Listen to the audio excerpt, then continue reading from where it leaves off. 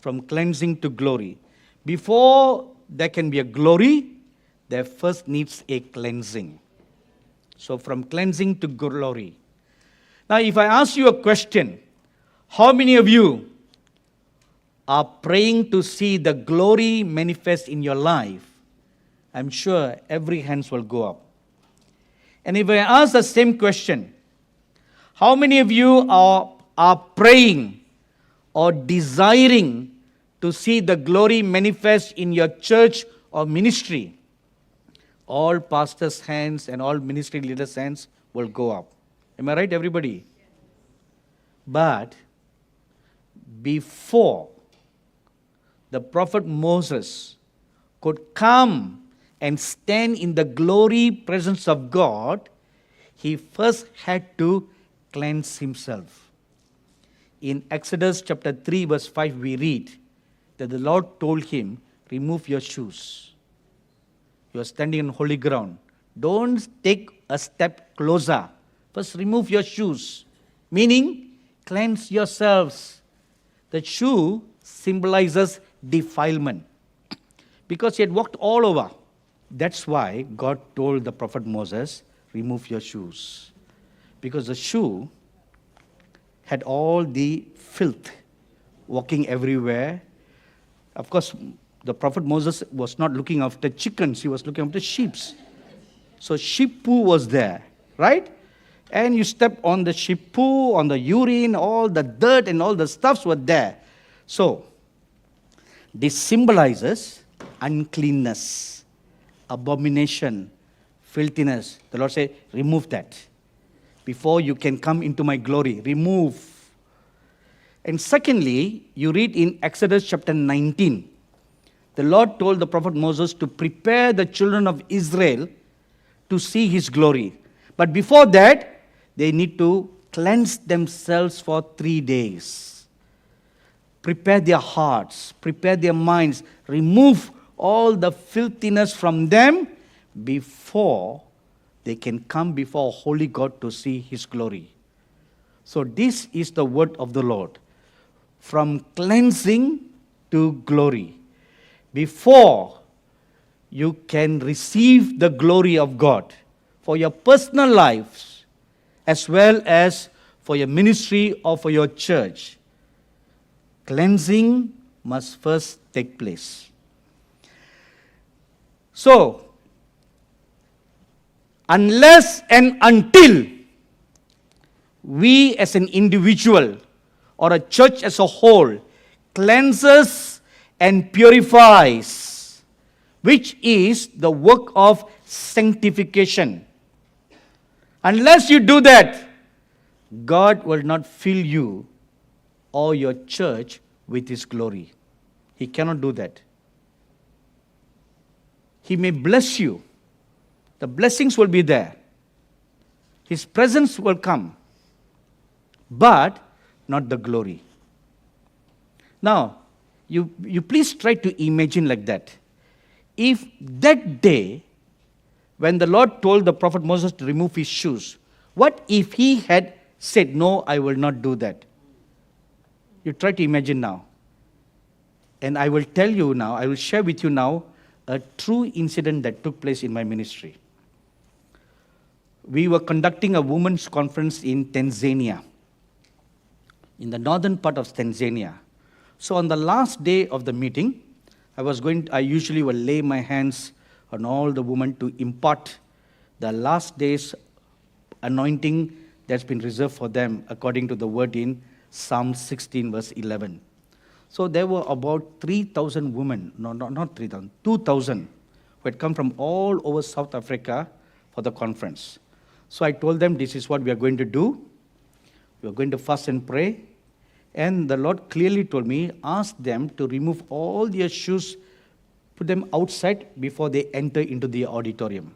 So I gave them all these clear instructions the night before. And there was a senior man of God who was like a highly respected pastor in that region, who was invited by the hostess, the lady who invited me. She had invited the pastor to just sit in the meeting, Now, this pastor, so, before I tell you about this pastor, so the following morning, when I came into the church, to that auditorium, it was in a public auditorium, I found everyone wearing their shoes. I was shocked. So I called this hostess. I said, "Come here, my dear daughter." I said, "Didn't I tell you, give you clear instruction how we are going to do this service today?" She started crying.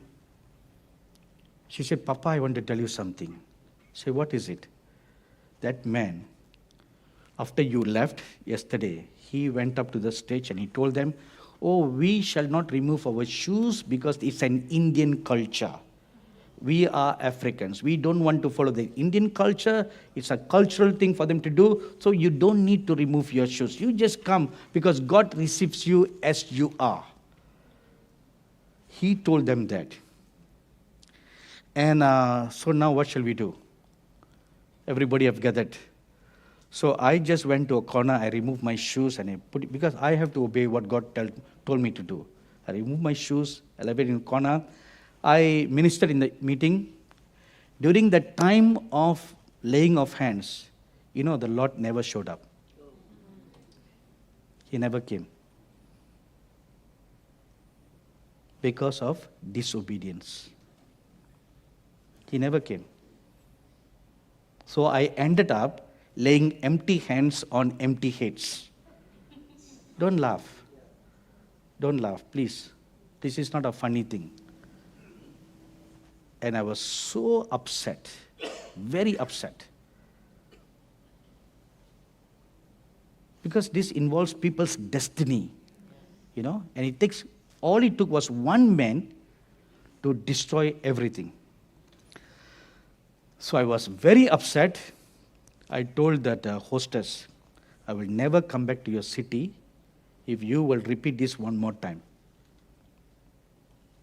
If you will compromise." But that lady who organized the meeting is a very dear daughter of mine. And she is a true intercessor in Tanzania. She's short, but she is a dynamite when it comes to intercessory prayer. And they say, great things comes in small packages.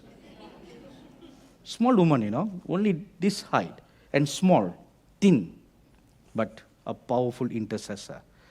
So, now the following day, now I'm leaving the city, This pastor who destroyed the meeting, he came with his wife to get blessings.